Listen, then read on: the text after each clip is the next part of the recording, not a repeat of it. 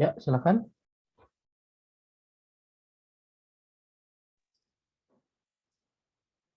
Baik, dimulai aja ya Ustadz. Ya, silakan dimulai. Bismillahirrahmanirrahim. Alhamdulillahirrabbilalamin. Wassalatu wassalamu ala ashrafil anbiya'i wal mursalin. Sayyidina Muhammadin sallallahu alaihi wasallam. Wa ala alihi wa ashabi ajma'in amma ba'd. Al-Mukarram, Al-Ustadz Ad-Doktor Ikhwan Rahman, Al-Majistir, Kemuhadirin fi maddah Tariqah Kisim Tarbiyah Lughah Arabiyah, wa ya ayyuhal ikhwah rahimakumullah. Nahnu minal majmu'ati tsani nuridu an nuqaddimu wa nashrahu lakum wa yata'allaqu bil mawdu' at-tariqah at-tabi'iyyah wa sanabda hadha ad-dars bil qira'atil basmalah. Bismillahirrahmanirrahim. Summa sanastamir ila ukhtina Rida. Falyatafaddal mashkura.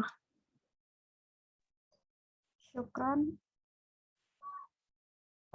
Al-awwal tariqat tadris hiya turuku litanfidhi amaliyati tadris au kaifiyatu taqdimu maddatid dars minan nahiyatil fanniyati litulabi fil madrasah, yang berarti yang pertama itu ada metode pengajaran. Metode pengajaran menurut Suryo Subroto ialah cara-cara pelaksanaan dari proses pengajaran, atau dapat disebut sebagai bagaimana teknisnya suatu bahan pelajaran diberikan kepada murid-murid di sekolah. Boleh dilanjut?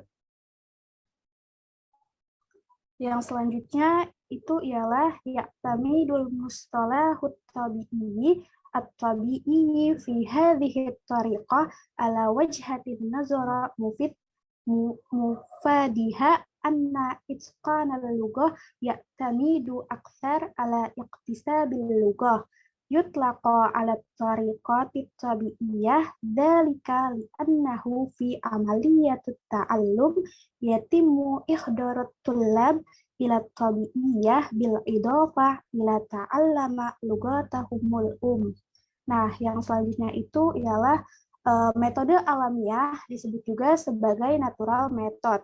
Mengapa disebut demikian? Karena dalam proses belajarnya, siswa akan dibawa ke alam seperti halnya pelajaran bahasa ibu sendiri. Nah, istilah alamiah atau natural ini dalam metode ini didasarkan pada suatu pandangan bahwa penguasaan suatu bahasa lebih banyak bertumpu pada pemerolehan bahasa itu sendiri. Boleh dilanjut?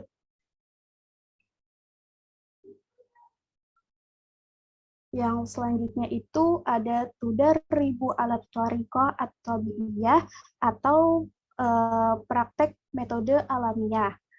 Al-awwal ada yatimmu syarhul mufradat al-jadidah bi istikhdamil kalimatil lati tamma tu'allimuha musabaqan, yang berarti yaitu pengajaran kosakata baru dijelaskan dengan menggunakan kata-kata yang telah dipelajari sebelumnya.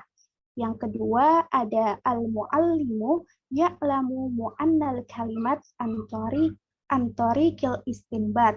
Yang kedua yaitu guru mengajarkan makna kata dengan cara istinbat atau dengan cara melalui pemahaman. Yang ketiga yaitu ada istikhdamu qawaid an-nahwu was-sarfi litashihil khatta'i. Jadi penggunaan kaidah nahwu sorof pada metode ini hanyalah untuk pembetulan kesalahan. Yang selanjutnya yaitu ada yabda'ud darsa bisyarhit tabi'iyati syai'i au surah. Jadi maksudnya ialah pembelajaran biasanya dilakukan dengan menjelaskan hakikat sesuatu, bisa berupa dengan menjelaskan suatu gambar. Dan yang terakhir yaitu ada yabda'u tasalsulut ta'allum minal istima' ila tahaddas wal qiraah wal kitabah wal qawaid. Jadi yang selanjutnya ialah urutan pembelajaran pada metode ini ialah mulai dari menyimak, berbicara, membaca, menulis, dan kaidah. Saya kembalikan ke moderator. ثم سنستمر إلى أخي فطر فليتفضل مشكورا.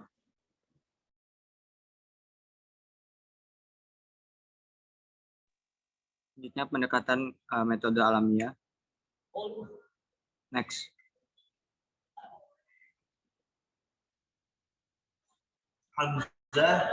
Tabiatul lughah, hakikat bahasa. Al-asasu an-nadhariyul asasi li tariqi tabiiyati wal lughatu qaidatin li tawassuli wa naqli an-niwaya wal mu'anna wa risalah. Landasan teori dari metode alamiah adalah bahasa sebagai alat untuk berkomunikasi, menyampaikan maksud, makna, dan pesan.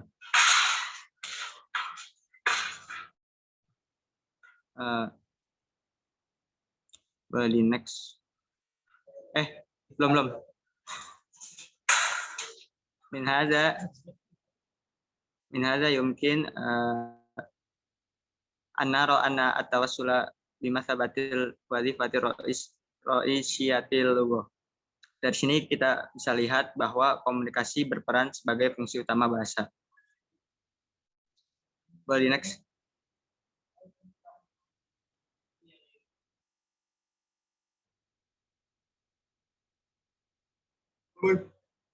Tabiatut ta'allumul lughah. Hakikat pembelajaran bahasa. Fardiyatul iktisabi wa ta'allum. Hipotesis pemerolehan dan pembelajaran. Tahaddatsa amaliyatu isqanil lughati adayal balighina min khilalil amaliyataini mukhtalifatain. Proses penguasaan bahasa pada orang dewasa terjadi melalui dua proses berbeda. Iktisab, pemerolehan.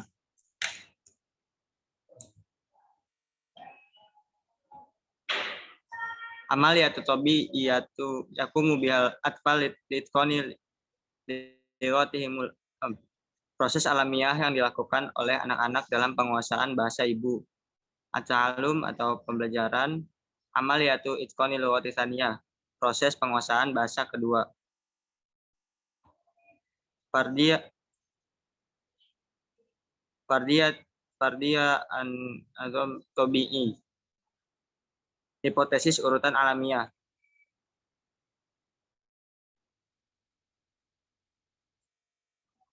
Gunaka tasalsulatin tabi'iyatin fi sabil lughah. Terdapat urutan-urutan alamiah dalam penggunaan bahasa. Min wajhati nazari nahwiyah ala sabilil misal yatimul husulu ala anmatil bin yatin nahwiyati bitartib mungkin atanabbu bihi. Dari segi tata bahasa misalnya pola-pola struktur gramatika diperoleh menurut urutan yang dapat diperkirakan. The next. Fardiyatul muraqibah, hipotesis monitor.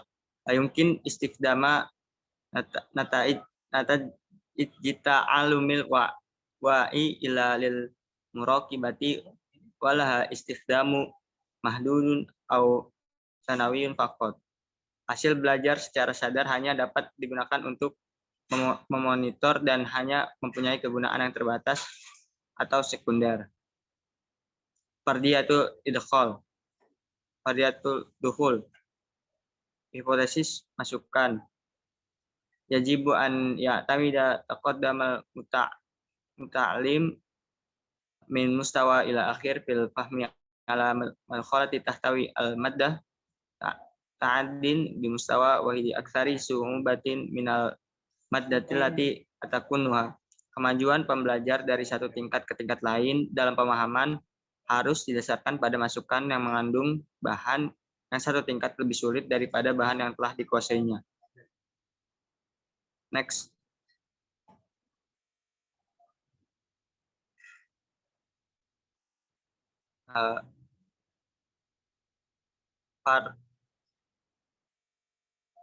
Fardiyatum murasyahul mauqif, hipotesis saringan sikap.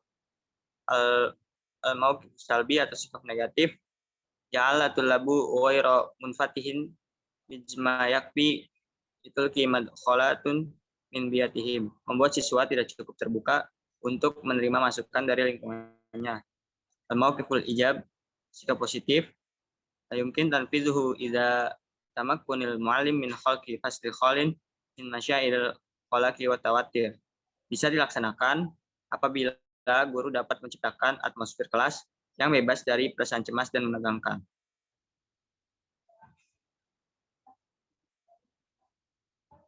Anda kembalikan ke moderator. Ciri-ciri metode alamiah.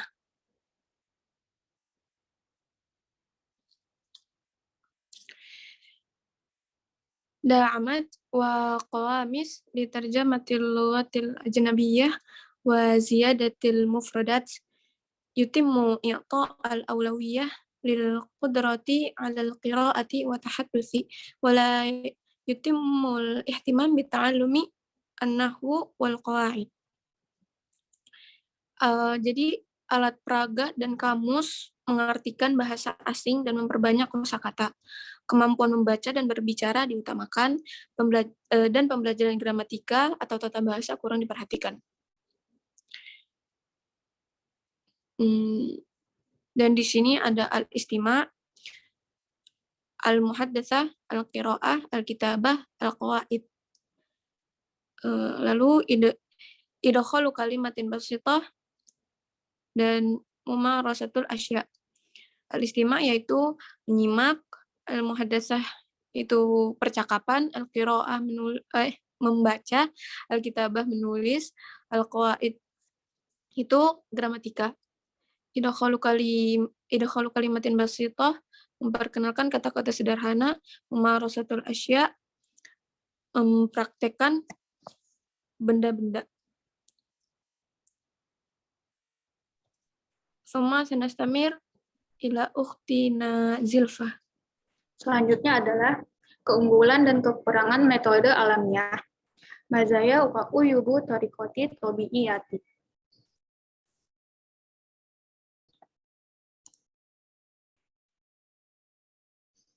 Yang pertama adalah keunggulan. Al-awwal ala mustawa mutaqaddimu hazihi tariqatu fa'alatun lil ghayati. Pada tingkat lanjutan metode ini sangat efektif. Ta'alimul qiraati wa tahaddusi bil lughatil ajnabiyati. Pengajaran membaca dan bercakap-cakap dalam bahasa asing. Lalu yang ketiga, yusbihu tadrisu jamagzan wa yashilu ala tullabi isti'abahu li anakula kalimatan wa qala jumlatun ya'timu tadrisuha lahasiyakun fi'il hayatil yaumiyati. Pengajaran menjadi bermakna dan mudah diserap siswa karena setiap kata dan kalimat yang diajarkan memiliki konteks dengan kehidupan sehari-hari. Itu untuk yang keunggulannya. Lalu untuk kekurangannya, ayyubu yazibu tullabu su'ubatan fi ta'alumi idza lam yakunu ladaihim al-ahkamu al-asasiyatu lil ghadi ajnabiyatun. Siswa merasa kesulitan belajar apabila belum memiliki bekal dasar bahasa asing. Bisyaklin amin atau tullabu wal muallimuna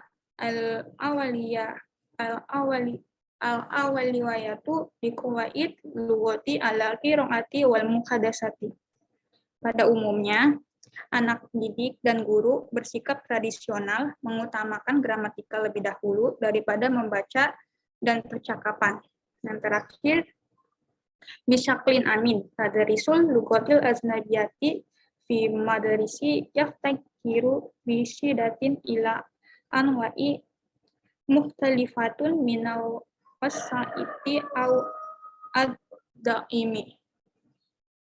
Pada umumnya, pengajaran bahasa asing di sekolah-sekolah sangat terasa kekurangan macam-macam media atau alat peraga. Syukron. Saya kembalikan ke moderator.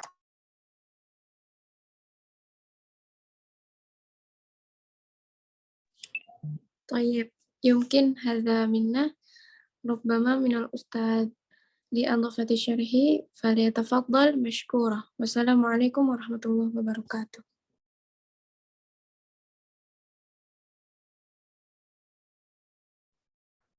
لماذا لا تقوم بالمناقشة أولا؟ يمكن عند الطلاب الأسئلة. تفضل.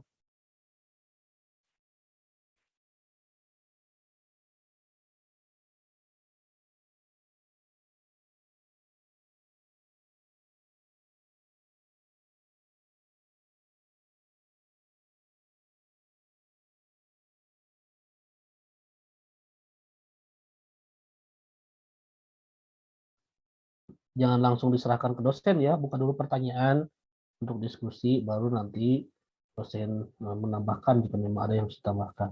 Silakan dibuka dulu untuk diskusi. Baik, Ustadz. Mungkin teman-teman ada yang mau bertanya, silahkan bisa raise hand atau on mic.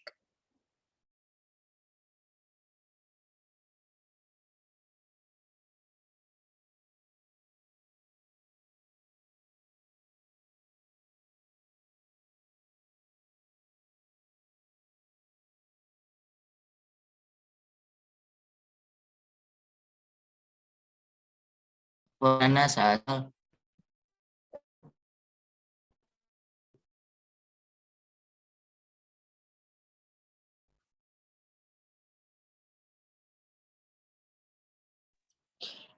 Ya, Hamdi, silakan. طيب شكرا على إعطاء الفرصة. أنا سأسأل يعني هذه الطريقة مع أن آنفا قد شرح هذه الفرقة الطريقة الطبيعية لا تتم الاهتمام بالتعلم النحوي. آنفا نظرت في تدريب هذه الطريقة هناك بداية بالقراءة ثم التحدث والأخير يعني القواعد. لماذا هذه الطريقة لا تتم بالقواعد ولكن في تدريب هذه الطريقة هناك كيفية لتعلم القواعد. شكرا.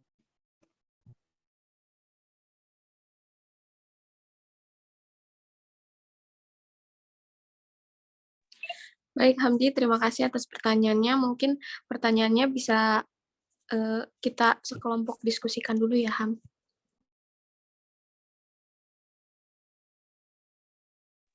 Untuk teman-teman, apakah ada yang ingin bertanya lagi?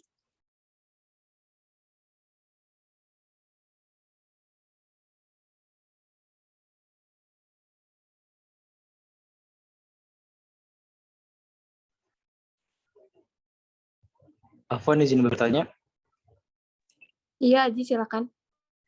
dalam pendekatan metode alamiah itu kan ini benar metode alamiah kan ya? Iya, betul, Ji. Itu kan ada hipotesis monitor dan hipotesis masukan. Yang dimaksud itu apa sih? Masih kurang ngerti sebenarnya. Itu aja sih pertanyaannya. Terima kasih. Maaf, Ji, bisa diulang, soalnya tadi putus-putus. Iya, kan di pendekatan metode alamiah itu kan ada hipotesis monitor sama hipotesis masukan. Nah itu yang dimaksud dari hipotesis tersebut itu apa? Kedengeran nggak? Jelas nggak maksudnya? Hipotesis monitor dan? Hipotesis masukan. Oke, baik. Makasih, Ji. Yes, syukur.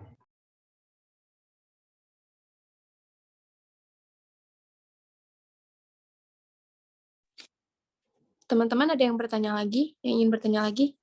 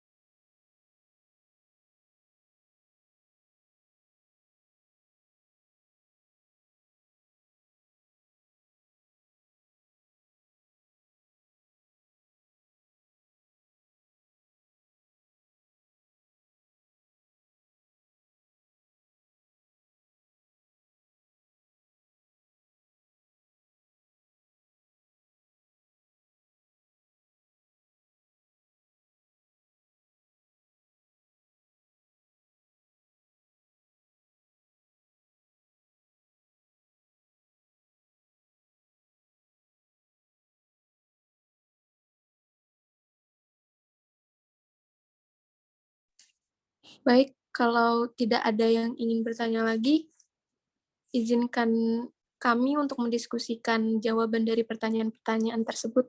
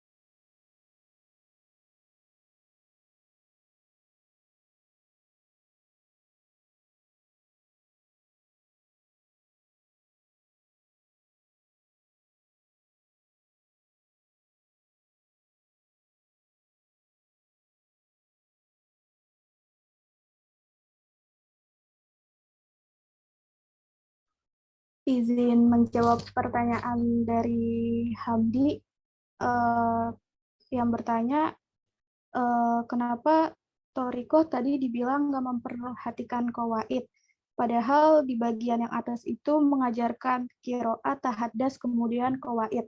Jadi pada metode alamiah ini pembelajaran qawaid ini lebih menekankan untuk pembenaran kesalahan aja, untuk pembetulan kesalahan. Nah, sedangkan kalau di metode alamiah ini kan lebih pada penguasaan, lebih menekan, lebih tertuju kepada penguasaan pemerolehan bahasa. Yang kita tahu pemerolehan bahasa itu kan berlangsung secara alami. Contohnya kayak pemerolehan, kalau contohnya itu kayak pemerolehan bahasa ibu. Nah, itu kan otomatis kayak diajarkannya tuh secara alami, kayak mulai dari kita menyimak apa yang diucapkan sama ibu kita, terus kayak dari kita menyimak itu kita mengucapkan gitu. Nah, qawaid ini tetap dipakai, tetapi hanya untuk perbaikan kesalahan.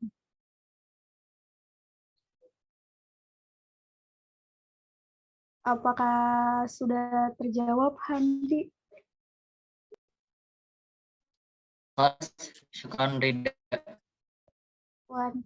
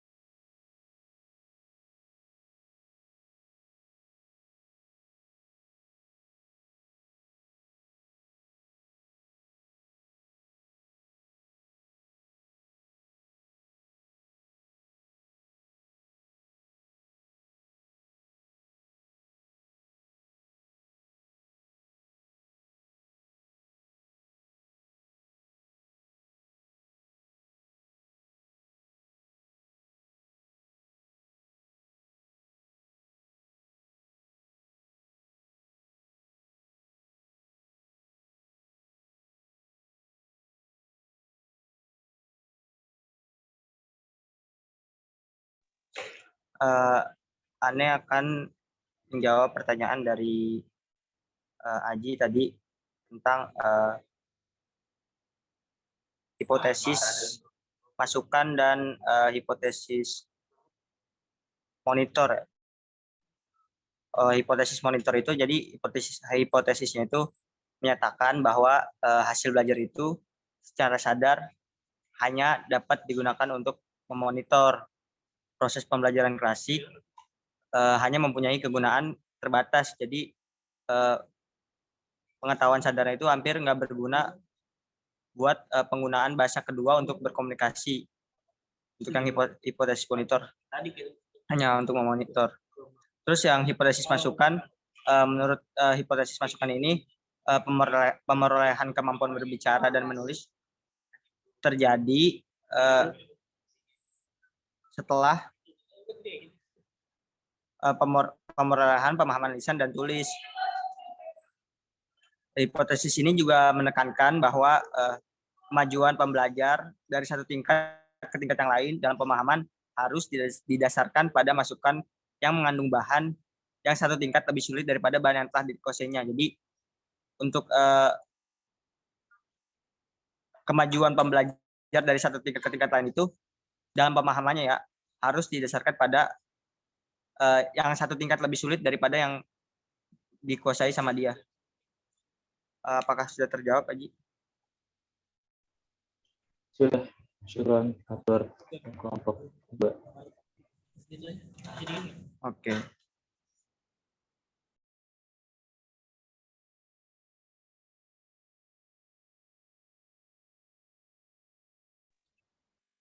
Baik, sekian dari kelompok 2. Kurang lebihnya mohon maaf. Dan dikembalikan kepada Ustadz Ikhwan.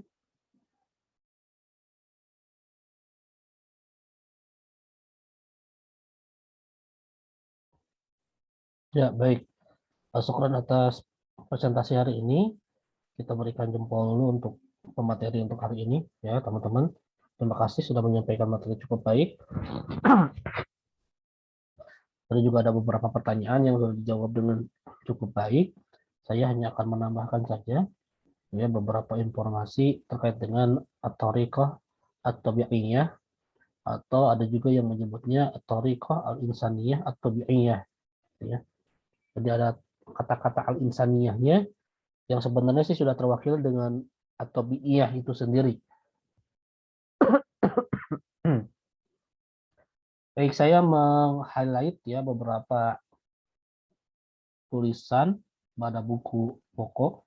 Saya berharap sih nanti ke depannya kita lebih banyak, kalau kelas ini sudah lumayan bagus lah ya, lebih banyak menggunakan referensi ini ya dari Al-Usaili untuk diambil beberapa poin-poin pentingnya dalam PowerPoint daripada mengambil dari sumber lain supaya nyambung gitu teori. Yang lain-lain boleh ditambahkan dengan referensi lainnya. Nah, yang pertama yang saya tandai ini adalah terkait dengan tarikh ya, sejarah lahirnya pendekatan atau metode ini, yaitu lahir pada awal abad ke-19 ya. Pada awal abad ke-19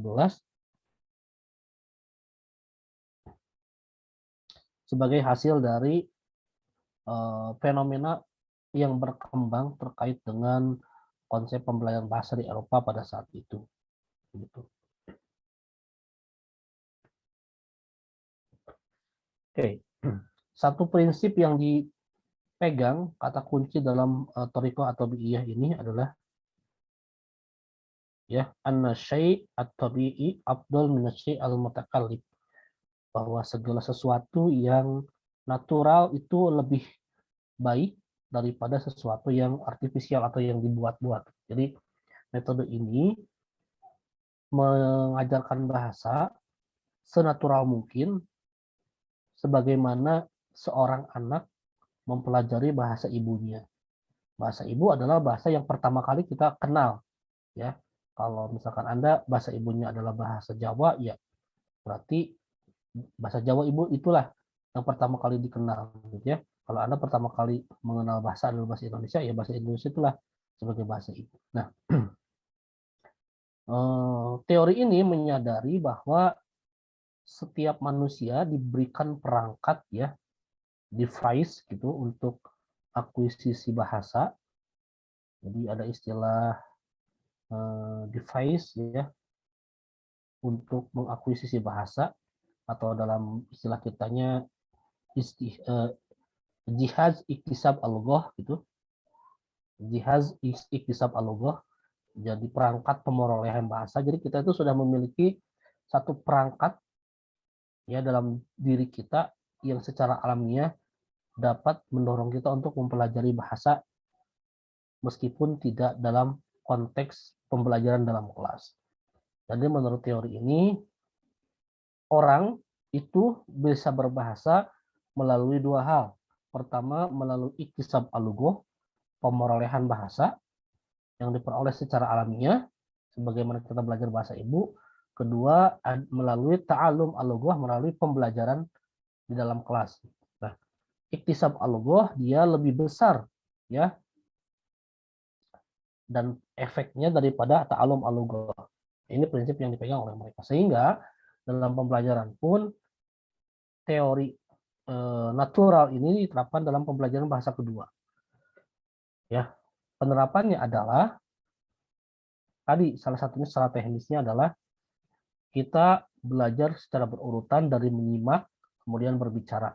Kenapa? Karena ketika kita kecil pun kita mempelajari bahasa ibu kita dengan mendengar orang dewasa berbicara gitu ya. Kemudian kita menirukan apa yang mereka ucapkan. Itu iktisab al-lughahnya, urutannya seperti itu, tabi'iynya ya. Nah, secara naturalnya seperti itu.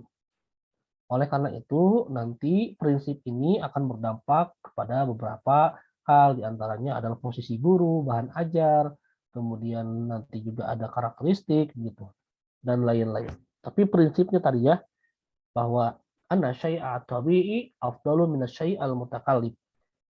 Ya, bahwa sesuatu yang natural itu better gitu ya, daripada artifisial, sesuatu yang dibuat-buat. Nah,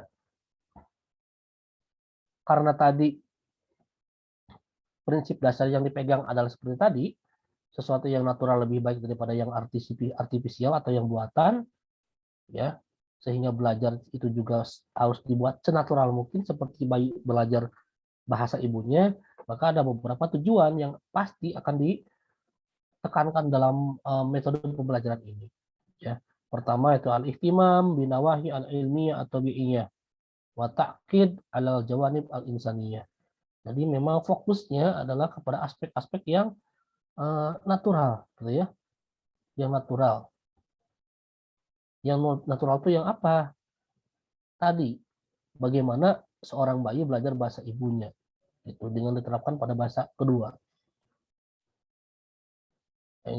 Nah, ini poin kedua nih ya, ini mempertegas sebenarnya poin pertama, at-ta'kid ala anna ta'allumal lughati tsaniyati la yakhtalifu an ta'allumil lughatil ya, menegaskan bahwa belajar bahasa kedua, bahasa asing lah begitu ya, itu tidak berbeda seperti seorang sedang belajar bahasa ibunya.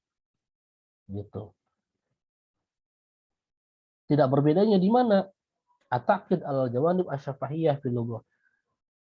Pertama kali atau aspek yang dominan ya ketika kita belajar secara natural adalah pada aspek asy-syafahiyah, aspek-aspek lisan. Gitu ya. Aspek-aspek lisan. Dalam konteks pembelajaran bahasa pasti al-istimamnya bimaharatai pada dua kepahiran, fahmul masmu wal kalam, terhadap istima begitulah ya dengan kalam. Nah, ini secara natural kan memang begitu tadi kan tahapannya, kita mendengar apa yang diucapkan orang dewasa ketika kecil, kemudian kita mengucap ulang apa yang didengar dari orang dewasa itu. Gitu. Nah, ini tujuan-tujuan ini yang ada berapa ini ya? Ada yang 8 poin ini berpatokan pada sesuatu belajar bahasa itu harus dibuat senatural mungkin. Ya. Nah, terkait pertanyaan tadi Imad tadi, sebenarnya di poin ini sudah sangat jelas. Cuman mungkin tadi lupa untuk disampaikan oleh kelompok ini ya. Bahwa salah satu tujuan pembelajaran ini adalah ada mutadrisil qawaidi itlaqan. Jadi tidak ada pembelajaran qawaid secara mutlak gitu ya. Watahashi al-haditsa anil qawaid bitariqatin nadhariyatin mubasyaratin. Nah, betul-betul menghindari pembicaraan diskusi terkait dengan qawaid ya, qawaid yang sifatnya teoritis secara langsung. Apakah artinya bahwa kalau tadi disampaikan dalam tadribat justru ada qawaid atau tata bahasa dipelajari, tetapi kalau boleh dipresentasikan itu sangat kecil, minim, dan tidak dalam konteks nazariyah, tidak dalam konteks kita belajar nahu dan sorob yang diawali oleh konsep secara deduktif kemudian contoh gitu ya. Nanti dari konsep dari qawaid itu kemudian ke contoh. Tidak gitu. Tetapi lebih banyak berbicara masalah konteksnya. Konteksnya artinya adalah bisa jadi belajar induktif gitu ya. Jadi langsung kepada contoh, qawaid itu tidak dijelaskan secara detail. Siswa hanya tahu bahwa oh ini apa namanya isim dhamir gitu ya, untuk laki-laki, ini untuk perempuan. Ya sudah begitu. Tidak berbicara tentang apa namanya. Jadi lebih bicara pada fungsinya. Untuk apa sih dhamir? Bagaimana kalau dhamir itu laki-laki dan perempuan, laki-laki dan bagaimana untuk perempuan? Tapi tidak berbicara tentang hal-hal yang spesifik secara teoritis. Ya, dhamir adalah apa takrifnya gitu ya. Kemudian menurut surah seperti ini tidak, tapi lebih kepada ya sudah ibaratnya kita tahu itu adalah isim dhamir mutasil sudah gitu ya, tidak berbicara lebih dalam lagi. Tetapi itu pun sedikit sekali presentasinya. Kenapa? Karena kalau kita kembali kepada prinsip bahwa belajar itu harus secara alami, sebagaimana kita belajar bahasa ibu, kita tidak pernah belajar qawaid ketika mempelajari bahasa ibu kita kan, gitu ya. Sebelum sekolah kita belajar bahasa Indonesia dari orang tua kita itu boleh dibilang tanpa qawaid, ya kan? Kita hanya mengulangi apa yang kita dengarkan saja. Jadi sebenarnya memang qawaid ini akan sesuatu yang dihindari sekali dalam natural method ini, ya. Akan sebisa mungkin dihindari. Karena kalau sudah ada qawaid nanti jatuhnya akan kepada qawaid wa tarjamah lagi gitu. Ya. Kemudian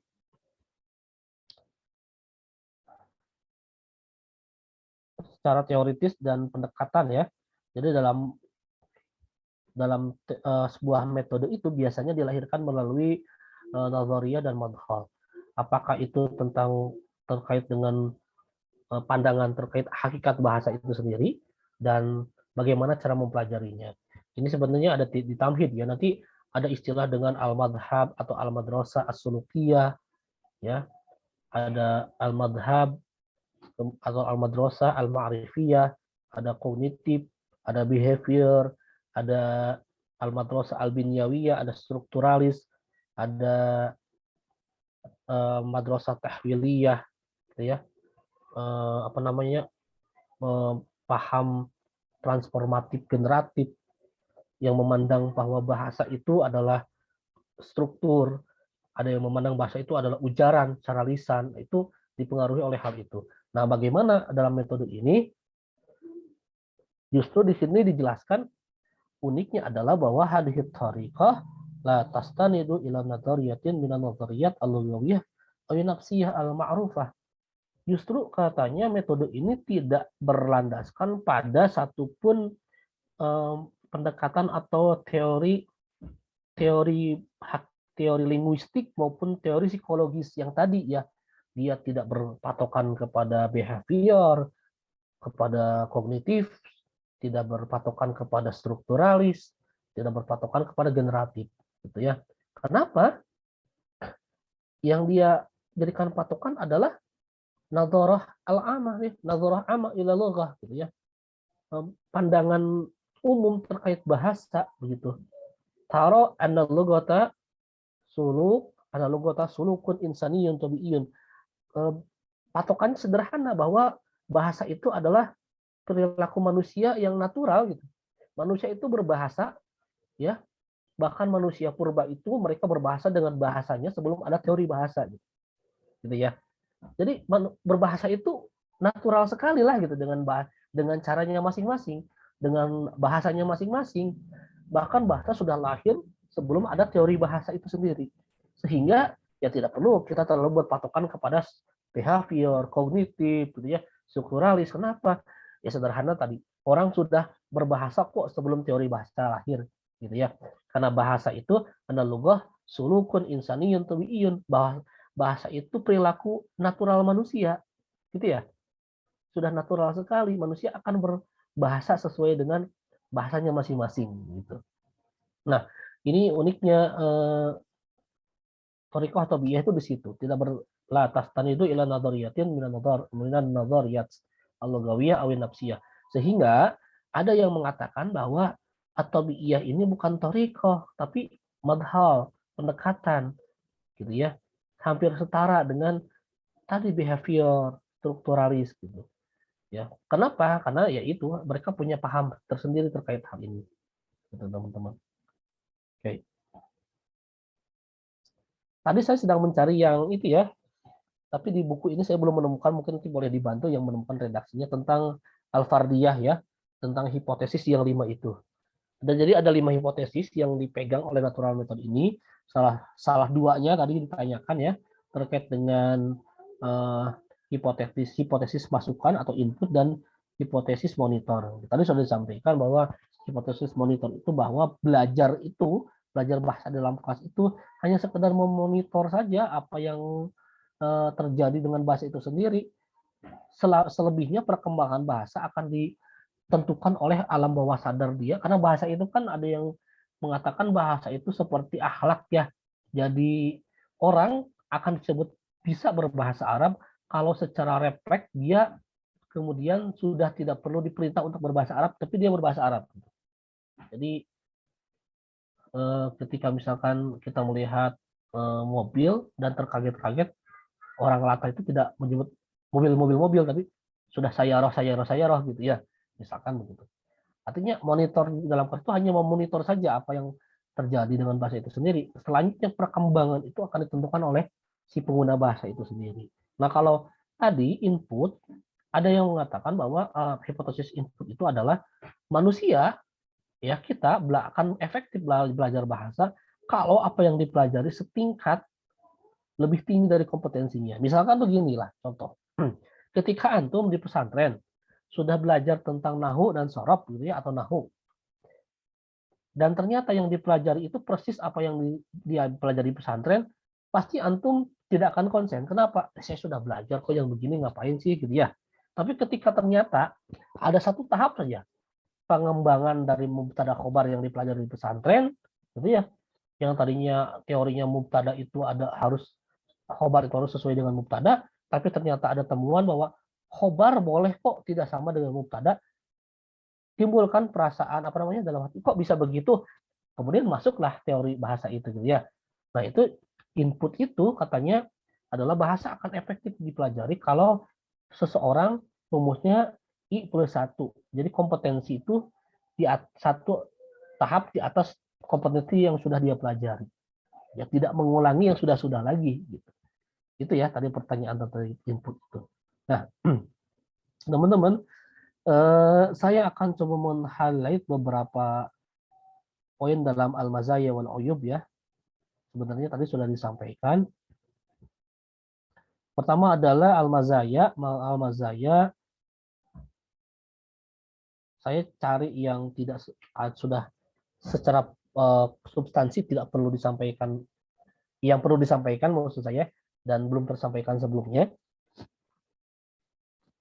Kalau poin 1 ya dan 2, an-nadrah ila lughah wa ila ta'alumiha wa ta'limiha nadratun tabi'iyah wa hiya asasun hadhihi tariqah, ya. Itu kan sudah disampaikan, termasuk ini al-ihtimam bil janib al-mantuq gitu ya. Nah, termasuk juga tartibul maharat bihadat tasalsul ya. Fahmul masmu wal kalam sumal qiraah sumal kitabah gitu ya. Itu juga sudah disampaikan. Nah, yang nomor 4 ini memperkuat sebenarnya. Ya. Tahasy at-tarjamah fi hujratid dirasah. Jadi betul-betul menghindari penerjemahan ketika pembelajaran di dalam kelas. Ya, wafqan li hadhihi thariqah. Pertanyaannya adalah kalau memang akan menghindari penerjemahan ke dalam bahasa ibu dalam proses pembelajaran, maka apa yang kita perlu sampaikan ketika akan menjelaskan sebuah konsep atau katakanlah menginformasikan mufradat. Apapun bisa dilakukan kecuali menerjemahkan. Ya, antum bisa mengganti penerjemahan itu dengan tadad misalkan, antonim, dengan muradifnya misalkan gitu ya, dengan persamaan katanya, dengan bahasa tubuh, ya, dengan gambar, itu boleh silakan. Yang penting jangan dengan terjemah, itu saja poinnya, ya. Karena metode natural ini lebih dekat, mirip sekali, bahkan tipis perbedaannya dengan at-thariqah al-mubasyarah, dengan direct method. Itu mirip, hampir mirip gitu ya. Hampir mirip. Orientasinya hampir mirip, hakikat bahasa yang digunakan mirip gitu ya. Sehingga ini betul-betul menghindari at-tarjamah fi hujratid dirasah. Gitu.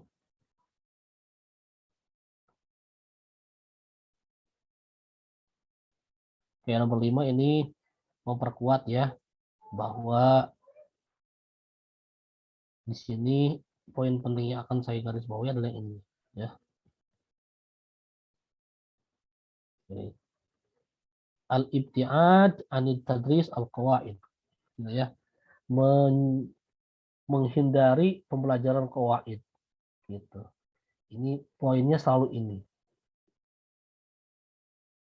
Oke, kemudian al-ujub itu sebenarnya adalah kebalikannya begitu ya. Saya coba highlight beberapa poin penting saja. Oke. Secara teknis ini yang perlu kita ketahui sebagai pendidik gitu ya. Oke. Hadhihi thariqah rubbama takun mufidah fil fusul as-saghirah awil mutawassithah al-hijb ya. Jadi natural method ini kalau ingin diterapkan di dalam kelas maka hanya akan efektif kalau dalam ukuran kelas kecil atau sedang gitu ya.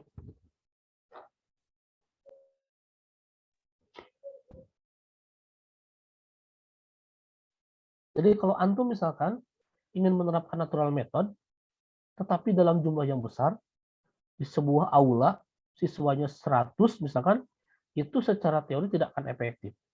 Tetapi itu bisa diakali dengan sistem tutor sebaya, dengan halakoh kecil gitu ya, dengan kelompok-kelompok kecil. Tetapi secara teori jika ingin menerapkan metode ini sekali lagi tidak akan efektif kecuali pada al-fusul as-saghirah awil mutawassithah ya, pada kelas yang ukuran sedang dan kecil saja gitu. Kemudian ini ya diulang lagi kekurangannya.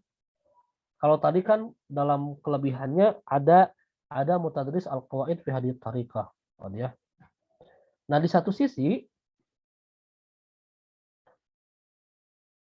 pengajaran qawaid dan terjemah yang dihindari dalam metode ini pasti menimbulkan dampak negatif. Tentu saja itu iya pasti ada kan. Dengan tidak dipelajari instead al-qawaid wa terjemah misalkan al-qawaid begitu ya, maka pemahaman siswa terhadap konteks bacaan sesuatu yang termaktub itu akan berkurang gitu. Kenapa? Karena memang orientasinya kan bukan kepada bacaan. Gitu ya. Tidak ke dalam bacaan. Jadi plus minus begitu. Satu sisi menghindari qawaid dan terjemah akan efektif pada maharatai al-istima wal kalam, tetapi dalam aspek lain al-qiraah wal kitabah boleh jadi terdampak negatif gitu ya, gara-gara kelebihan itu. Itu sesuatu yang sebenarnya timbal balik yang cukup adil gitu. Ketika kita memperhatikan beberapa aspek kebahasaan terlalu fokus, maka aspek yang lain juga biasanya akan sedikit terabaikan. Jika kita ingin melakukan pemerataan kemahiran, biasanya kemahiran yang didapat itu tidak terlalu dalam. Itu selalu plus minusnya begitu ya. Oke. Itu ya yang saya tambahkan saja. Jadi intinya adalah metode natural ini adalah metode yang dilandasi oleh pandangan bahwa bahasa analogoh sulukun insaniyun tabiiyun tadi gitu ya. Bahwa bahasa itu ada perilaku natural manusia. Manusia pasti berbahasa. Oleh karena itu mengajarkan bahasa harus secara natural mungkin sebagaimana seseorang mempelajari bahasa ibunya waktu kecil yaitu dengan fahmul masmu kemudian nanti wal kalam gitu ya. Sebisa mungkin dihindari penerjemahan dan mempelajari kawaid secara teoritis secara mendalam begitu. Ketika akan diterapkan maka perlu diterapkan pada kelas kecil supaya efektif apa yang diterapkan dalam metode ini. Oke. Ada pertanyaan satu saja silakan. Hari ini hari Jumat ya. Ustaz Ana Asal. Tafadhal Imad. Iya tadi Ane mau tanya yang terkait metode ini hampir sama nggak sama metode mubasyirah, tapi sudah terjawab tadi iya hampir mirip. Terus Ane tadi jadi kepikiran metode ini juga ada kesamaan nggak Ustaz sama Thoriqoh sama sama Syafahiyah? Karena kan tadi pemerolehan bahasanya kayak pemerolehan Lughatul ya Ustaz. Kurang lebih seperti itu. Syukron. Nah, syukran, pertanyaannya bagus. Betul, ya betul sekali. Antara Thoriqoh mubasyarah, tabi'iyah dan sam'iyah syafahiyah itu bagi saya itu nyaris sama secara umum. Nyaris sama secara umum. Bedanya itu tipis-tipis gitu. Bedanya tipis-tipis dalam hal yang sifatnya administratif. Tapi kalau secara substansi bahasa dan berbahasa itu sama. Betul ya, Akhi Imad ya. Bahasa itu lebih cenderung kepada al-jawanib asyafahiyah, bahasa lisan yang diutamakan gitu ya. Kemudian adanya bukan ya semacam larangan lah. Larangan menggunakan bahasa ibu tetapi lebih kepada bahasa hadapnya, bahasa tujuannya yang digunakan. Kemudian menghindari penerjemahan dan kawaid. Dan itu ketiga aspek ini kalau kita nanti baca lagi itu ada di mubasyarah, di tabi'iyah dan sam'iyah syafahiyah. Itu ada semua aspek ini. Gitu ya. Perbedaannya di mana? Perbedaannya nyaris sulit ditemukan kalau kita tidak membaca secara mendalam. Ya. Di mana nanti perbedaannya? Tentu saja nanti ketika kita sudah membahas sam'iyah syafahiyah dan al-mubasyarah. Gitu ya. Baru kita bisa temukan perbedaan dari ketiganya. Paling tidak dari mubasyarah dan atau iya gitu. Tetapi bagi saya memang ketiganya ini mirip-mirip. Ya, mirip-mirip. Orientasinya adalah kemampuan bahasa secara lisan gitu. Kemudian mengutamakan penggunaan bahasa tujuan logo asaniyah daripada bahasa gitu ya, bahasa ibu. Kemudian cenderung untuk menghindari penggunaan pembelajaran al-qawaid secara teoritis. Betul ya? Nah, berarti ini Imad sudah membaca ketiganya dan menemukan aspek persamaan. Tinggal nanti perbedaannya apa. Betul. Ya, saya sepakat bahwa memang nyaris mirip gitu ya antara ketiganya. Oke. Dan berbeda jauh kan dengan qawaid wa tarjamah itu sudah jelas ya. Itu diferensiasinya sangat jelas kalau dengan qawaid wa tarjamah. Gitu. Tetapi antara ketiga ini betul, saya sepakat. Itu yang saya sampaikan juga ke kelas lain. Ketiganya hampir sama, bahkan mungkin sebenarnya sama gitu ya. Sebenarnya sama gitu. Hanya pada aspek-aspek administratif saja yang berbeda.